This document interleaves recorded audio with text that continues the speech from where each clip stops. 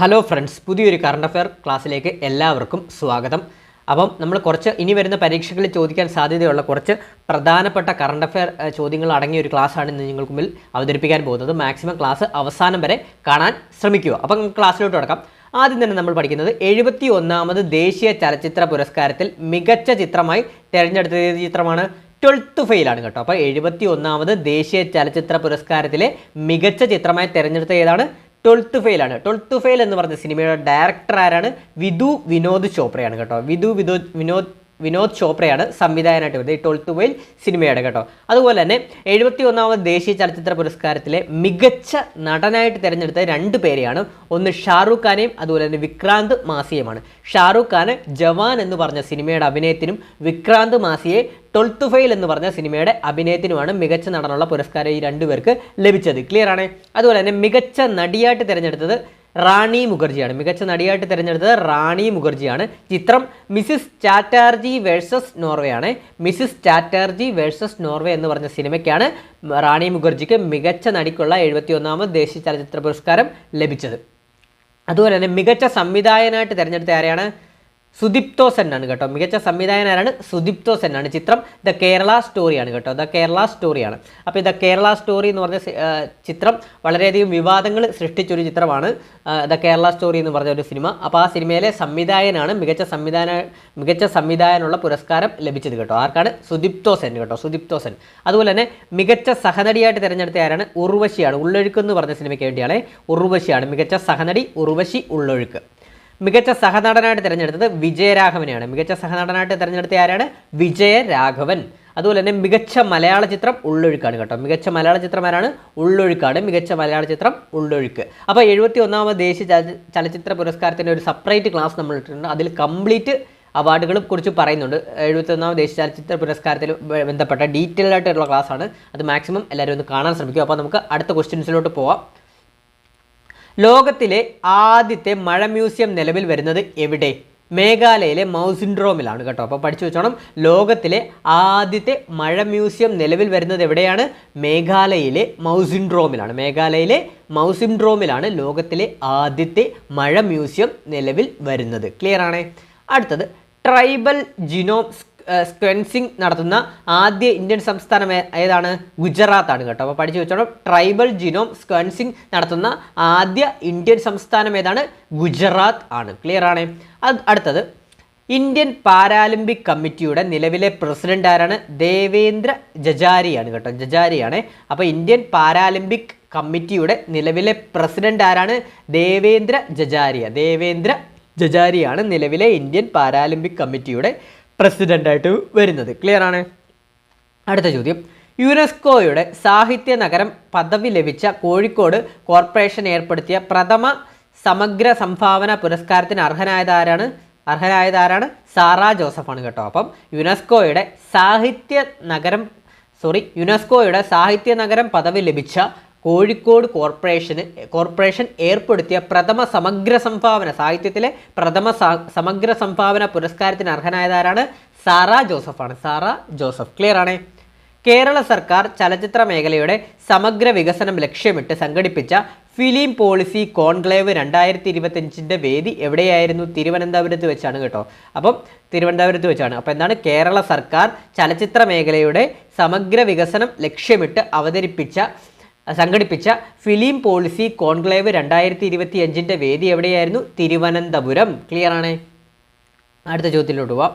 പൂർണ്ണമായും സൗരോർജ്ജത്തിൽ പ്രവർത്തിക്കുന്ന ഇന്ത്യയിലെ ആദ്യ നിയമസഭാ മന്ദിരം ഏതാണ്? ഡൽഹി നിയമസഭയാണ്. അപ്പോൾ ഇനി വരുന്ന പരീക്ഷകളിലൊക്കെ ചോദിക്കാൻ സാധ്യതയേറിയ ഒരു ചോദ്യമാണ് കേട്ടോ. അപ്പോൾ നോട്ട് ചെയ്ത് വെച്ചോണേ, പഠിച്ചോണേ. ഇപ്പോഴേ പൂർണ്ണമായും സൗരോർജ്ജത്തിൽ പ്രവർത്തിക്കുന്ന ഇന്ത്യയിലെ ആദ്യ നിയമസഭാ മന്ദിരം ഏതാണെന്ന് ചോദിച്ചാൽ പറയണം ഡൽഹി നിയമസഭയാണ് കേട്ടോ. ഡൽഹി നിയമസഭാ മന്ദിരമാണ് പൂർണ്ണമായും സൗരോർജ്ജത്തിൽ പ്രവർത്തിക്കുന്ന ഇന്ത്യയിലെ ആദ്യ നിയമസഭാ മന്ദിരം. ക്ലിയർ ആണ്.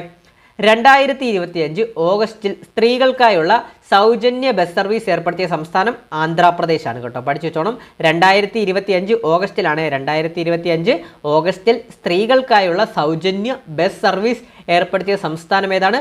ആന്ധ്രാപ്രദേശ്. 2025 മൂന്നാമതായി അയ്യങ്കാളി പ്രതിഭാ പുരസ്കാരം നേടിയതാരാണ്? Praseetha Chalakudy.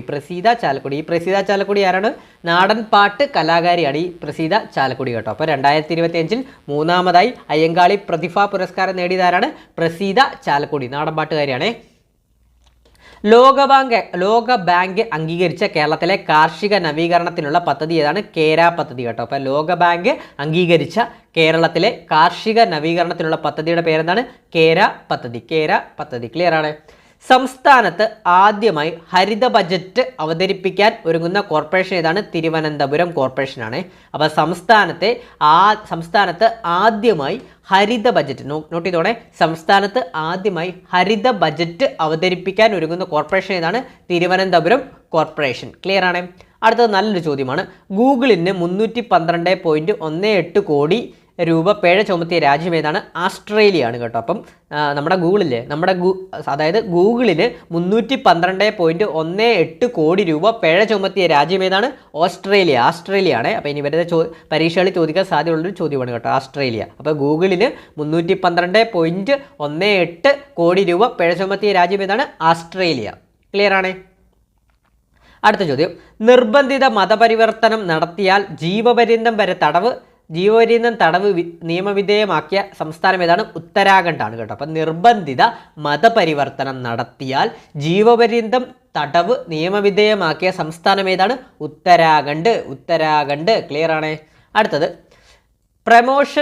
Promotion and regulation of online gaming bill 2025 ലോകസഭയിൽ അവതരിപ്പിച്ചത് എന്നാണ്? 2025 ഓഗസ്റ്റ് 20 കേട്ടോ. അപ്പോൾ promotion and regulation of online gaming bill 2025 ലോകസഭയിൽ അവതരിപ്പിച്ചത് എന്നാണ്? 2025 ഓഗസ്റ്റ് 20 ക്ലിയർ ആണ്. അടുത്തത് MD വാസുദേവൻ നായരുടെ ജീവചരിത്രത്തിൻ്റെ രചയിതാവാരാണ്? കെ ശ്രീകുമാർ. ചോദിക്കാൻ സാധ്യത വളരെ കൂടുതലാണ്. അപ്പോൾ MD വാസുദേവൻ നായരുടെ ജീവചരിത്രത്തിൻ്റെ രചയിതാവാരാണ്? കെ ശ്രീകുമാർ. ക്ലിയർ ആണ്. 2025 ഓഗസ്റ്റിൽ IOCയുടെ മാനസിക ആരോഗ്യ അംബാസിഡറായി നിയമിതനായ ഇന്ത്യക്കാരനാരാണ്? അഭിനവ് ബിന്ദ്ര. അപ്പോൾ 2025 ഓഗസ്റ്റിൽ IOCയുടെ മാനസിക ആരോഗ്യ അംബാസിഡറായി നിയമിതനായ ഇന്ത്യക്കാരനാരാണ്? അഭിനവ് ബിന്ദ്ര. ക്ലിയർ ആണ്. അടുത്ത ചോദ്യം. ബഷീർ മുതൽ MD വരെ എന്ന പുസ്തകത്തിൻ്റെ രചയിതാവ് ആരാണ്? എസ് ഫാസുരചന്ദ്രനാണ് കേട്ടോ. അപ്പം നോട്ട് ചെയ്തോളം, പരീക്ഷയ്ക്ക് ചോദിക്കാൻ സാധ്യതയുള്ള ചോദ്യം കൂടാണ്. അപ്പം ബഷീർ മുതൽ MD വരെ എന്ന പുസ്തകത്തിൻ്റെ രചയിതാവ് ആരാണ്? എസ് ഫാസുരചന്ദ്രൻ. ക്ലിയർ ആണ്. അടുത്തത്. മിസ് യൂണിവേഴ്സ് ഇന്ത്യ കിരീടം നേടിയതാരാണ്? മണിക വിശ്വകർമ്മ. അപ്പം നോട്ട് ചെയ്തോടെ. മിസ് യൂണിവേഴ്സ് ഇന്ത്യ കിരീടം നേടിയതാരാണ്? Manika Vishwakarma. Miss universe India കിരീടം നേടിയതാരാണ്? മണിക വിശ്വകർമ്മ. മലയാള താരസംഘടനയായ അമ്മയുടെ ആദ്യ വനിതാ പ്രസിഡന്റ് ആരാണ്? ശ്വേത മേനോൻ. അപ്പം മലയാള താരസംഘടനയായ അമ്മയുടെ ആദ്യ വനിതാ പ്രസിഡന്റ് ആരാണ്? ശ്വേത മേനോൻ. അടുത്ത ചോദ്യം. ആരോഗ്യ മന്ത്രാലയത്തിൻ്റെ കണക്ക് അനുസരിച്ച് ഇന്ത്യയിൽ ഏറ്റവും കൂടുതൽ അവയവദാനം രേഖപ്പെടുത്തിയ സംസ്ഥാനം ഏതാണ്? തെലങ്കാനയാണ് കേട്ടോ. അപ്പോൾ ആരോഗ്യ മന്ത്രാലയത്തിൻ്റെ കണക്കനുസരിച്ച് ഇന്ത്യയിലെ ഏറ്റവും കൂടുതൽ അവയവദാനം രേഖപ്പെടുത്തിയ സംസ്ഥാനം ഏതാണ്?